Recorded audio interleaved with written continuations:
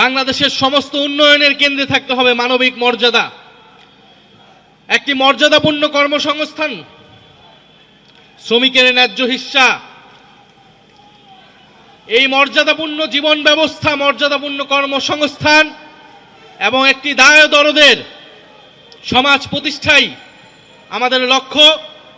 আমি আশা করব জাতীয় শ্রমিক শক্তি আজকে যেই অঙ্গীকার এবং লক্ষ্য নিয়ে আত্মপ্রকাশ করছে এবং সেই ঐতিহাসিক দিনে,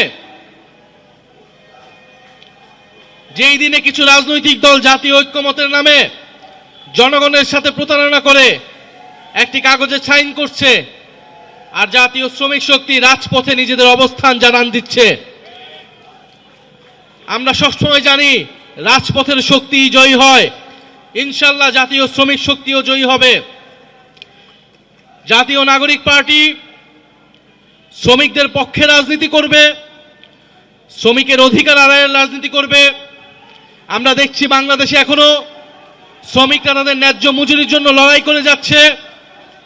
গার্মেন্টসে আগুন লাগছে, বস্তিতে আগুন লাগছে, কলকারখানায় আগুন লাগছে, এবং শ্রমিক মারা গেলে 2 লক্ষ 3 লক্ষ টাকায় শ্রমিকের জীবনের দাম নির্ধারণ করা হয়। শ্রমিকের জীবনের কোনো মূল্য হয় না।